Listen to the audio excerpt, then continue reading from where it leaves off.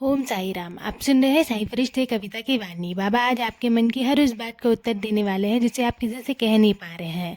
अपनी सारी चिंताएं बाबा के चरणों में रख दीजिए और इस संदेश को अंत तक जरूर सुनिएगा। चलिए शुरू करते हैं।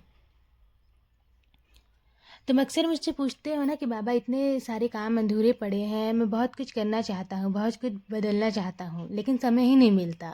कभी परिस्थिति साथ नहीं देती है तो कभी मन साथ नहीं देता। लेकिन मैं ना तुम्हारी हर बात जानता हूँ मेरे बच्चे। तुम्हारे मन में उठने वाली हर विचार मुझ तक पहुँचती है। तुम्हारी चिंता, तुम्हारी बेचैनी, तुम्हारे सपने और तुम्हारी इच्छाएँ, ये सब मुझसे छिपी हुई नहीं है। इसलिए आज मैं तुम्हें विश्वास दिलाता हूँ कि जितने काम तुमने सोच कर रखे हैं ना, जितने सपने तुमने अपने मन में संजोए हैं, उन सबको मैं धीरे धीरे करके पूरा करवाऊँगा। अब समय आ रहा है कि तुम्हारे रुके हुए कार्य आगे बढ़ेंगे। जो काम वर्षों से टल रहे थे, जो योजनाएं केवल सोच तक ही सीमित थी, अब उनमें गति आएगी। लेकिन तुम्हें भी ना अपनी तरफ से प्रयास करना होगा। केवल सोचने से कार्य पूरे नहीं होते हैं। मैं तुम्हें अवसर दूंगा, सही समय दूंगा और सही लोगों से भी मिलवाऊंगा, लेकिन कदम तुम्हें ही उठाने होंगे।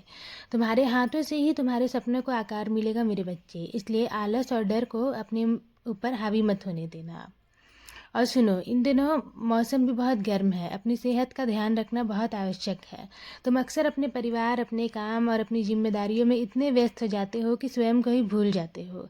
ऐसा मत करो। अगर भोजन अच्छा नहीं लग रहा है ना तुम्हें, तो फल खाया करो, समय पर पानी पिया करो और थोड़ा विश्राम भी किया करो।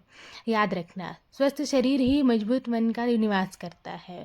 और जब मन मजबूत होता है ना, तब जीवन की बड़ी से बड़ी कठिनाई भी छोटी लगने लगती है। और जिन लोगों के लिए तुम रोज़ मेरे सामने प्रार्थना करते हो ना, उनकी चिंता भी अब मुझे सौंप दो। तुम बार बार उनके लिए परेशान होते हो, उनके दुख को देखकर स्वयं भी दुखी हो जाते हो, लेकिन मैं तुम्हें बता दूं कि तुम्हारी कोई भी प्रार्थना अनसुनी नहीं की गई है। चाहे वो तुम्हारे लिए हो, चाहे वो किसी और के लिए हो, मैं तुम्हारी हर प्रार्थना सुनता हूँ। मैंने तुम्हारे हर शब्द को सुना है। तुम्हारी हर पुकार मेरे चरणों तक पहुंची है। और जिनके लिए तुम रोते हो ना, जिनकी खुशी के लिए तुम मुझसे विनती करते हो, उन सब पर मेरी कृपा बनी हुई है। तुम्हें चिंता करने की ज़रूरत नहीं है। और एक बात, ऐसे ना बहुत कम लोग होते हैं मेरे बच्चे जो अच्छा सोचते हैं, और तुम ना बिल्कुल वैसे ही हो।